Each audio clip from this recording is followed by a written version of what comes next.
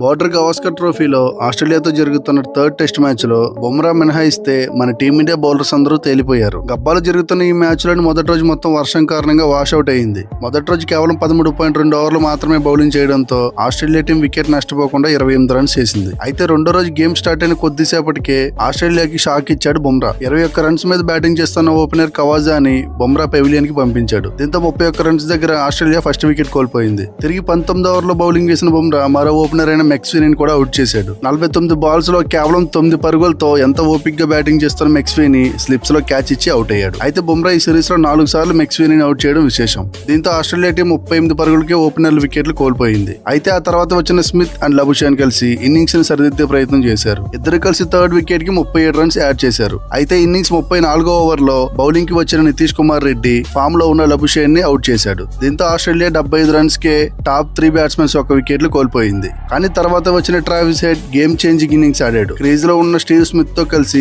Excellent partnership ని build చేశాడు. Head attacking game తో రెచ్చిపోతే స్మిత్ మాత్రం యాంకర్ రోల్ ప్లే చేస్తూ ట్రావిస్ హెడ్ కి సపోర్ట్ ఇచ్చాడు. దీంతో లంచ్ బ్రేక్ టైం కి ఆస్ట్రేలియా 3 వికెట్ల నష్టానికి 104 రన్స్ చేసింది. అయితే లంచ్ బ్రేక్ తర్వాత ఇద్దరు కూడా మరింత వేగంగా రన్స్ స్కోర్ చేశారు. ముఖ్యంగా ట్రావిస్ హెడ్ అయితే తన ఎక్సలెంట్ ఫామ్ ని కంటిన్యూ చేస్తూ బ్యాటింగ్ చేశాడు. ఇక లంచ్ బ్రేక్ కి ముందు ఎంతో ఇబ్బంది పడ్డ స్మిత్ ఆ తర్వాత మాత్రం ఫుల్ కాన్ఫిడెంట్ గా బ్యాటింగ్ చేశాడు. ఈ టైంలోనే హెడ్ కేవలం 71 బాల్స్ లోనే హాఫ్ సెంచరీ కంప్లీట్ చేశాడు. హాఫ్ సెంచరీ తర్వాత హెడ్ ఇంకా బీస్ట్ మోడ్ లో బ్యాటింగ్ చేశాడు. మరోవైపు స్టీవ్ స్మిత్ కూడా స్టడీ ఇన్నింగ్స్ ఆడుతూ పరుగులు రాబట్టాడు. ఈ ప్రాసెస్ లోనే స్మిత్ కూడా తన హాఫ్ సెంచరీ కంప్లీట్ చేశాడు. ఇద్దరు కలిసి ఆస్ట్రేలియాని కంఫర్టబుల్ పొజిషన్ లోకి తెచ్చేశారు. నెమ్మదిగా పార్ట్నర్షిప్ డేంజరస్ గా మారడంతో మన ఇండియా డీప్ ట్రబుల్ లో పడింది. ఇద్దరు కూడా టీమిండియా బౌలర్లకు ఎక్కడ ఛాన్స్ అనేది ఇవ్వకుండా బ్యాటింగ్ చేశారు. ఇదే టైంలో హెడ్ తన సెంచరీ కూడా సాధించాడు. కేవలం 115 బాల్స్ లోనే సెంచరీకి రీచ్ అయిన హెడ్ సిరీస్ లో వరుసగా 2వ సెంచరీ సాధించాడు. వీళ్ళిద్దరి దెబ్బకి సెకండ్ సెషన్ లో ఆడిన 27 ఓవర్స్ లో ఏకంగా 130 రన్స్ వచ్చాయి. ఫైనల్ గా 3 వికెట్ల నష్టానికి 234 పరుగులు చేసిన ఆస్ట్రేలియా టీం టీ బ్రేక్ కి వెళ్లారు. టీ బ్రేక్ తర్వాత కూడా స్మిత్ అండ్ హెడ్ వాళ్ళ రన్ స్కోరింగ్ ని ఎక్కడ ఆపలేదు. ఇద్దరు కూడా మరింత వేగంగా పరుగులు చేశారు. ఈ టైంలోనే స్మిత్ కూడా తన సెంచరీ సాధించాడు. అయితే సెంచరీ చేసిన కాసేపటికే స్మిత్ అవుట్ అయ్యాడు. 101 పరుగుల మీద బ్యాటింగ్ చేస్తున్న స్మిత్ బుమ్రా బౌలింగ్ లో స్లిప్స్ లో ఉన్న రోహిత్ కి క్యాచ్ ఇచ్చి అవుట్ అయ్యాడు. దీంతో 241 పరుగుల భారీ పార్ట్నర్షిప్ కి బ్రేక్ పడింది. కానీ మరో ఎండ్లో హెడ్ మాత్రం తన ఇన్నింగ్స్ ని కంటిన్యూ చేశాడు. కేవలం 157 బాల్స్ లోనే 150 రన్స్ ని కూడా కంప్లీట్ చేశాడు. అయితే క్రీజ్ లోకి అప్పుడే వచ్చిన మిచెల్ మార్ష్ కూడా కేవలం 5 రన్స్ స్కోర్ చేసి బుమ్రా బౌలింగ్ లోనే వెనుదిరిగాడు.